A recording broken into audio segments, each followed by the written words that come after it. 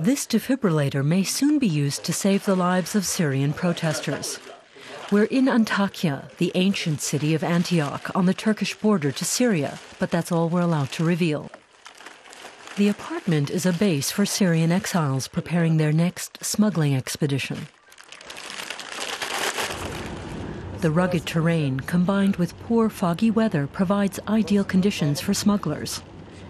Even under clear skies, the over 800-kilometer-long border between Turkey and Syria is extremely difficult to guard. The two men stop in a village right on the border. They're from the Syrian port city of Latakia. They fled their country some 6 months ago, shortly after the anti-Assad protests began. There are thousands of Syrian refugees like them in Turkey.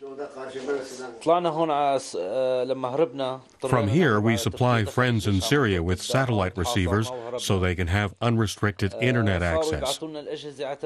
We also bring in medical equipment and blood supplies. Some gear might end up with the armed resistance. They're part of the struggle, and we support them. The armed resistance calls itself the Free Syrian Army. It's now said to be 15,000 strong and is largely made up of army deserters. The FSA is stepping up its attacks on President Assad's forces, while its commander coordinates operations from his base in a Turkish refugee camp. There are reports that some weapons are also being smuggled in from Turkey. The Turkish government condemns the armed insurgency while also being the most outspoken international voice against Assad. It has suspended trade with Syria, but the policy is viewed with some unease. The internal dynamic in Syria is enough, frankly, to make the change happen. It will take time.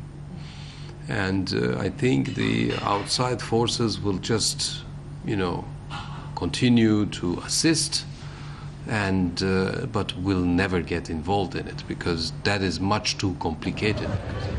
However, the Syrian exiles in Turkey also enjoy much support. Turks joined them in a demonstration in Istanbul protesting against the killing across the border and wishing for the downfall of Assad. Dr. Khaled Koja fled from oppression in his native Syria 30 years ago. Today, he's actively involved in the opposition Syrian National Council based in Istanbul.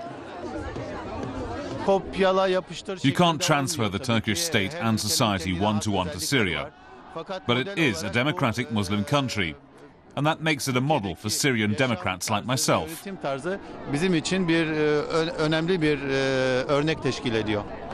Such matters are of secondary importance to many young Syrian exiles in Turkey. They want the regime overthrown by force, as happened in Libya.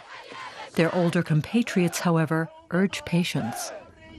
The leaders of the opposition have agreed that the Free Syrian Army's sole task is to protect the population from army attacks.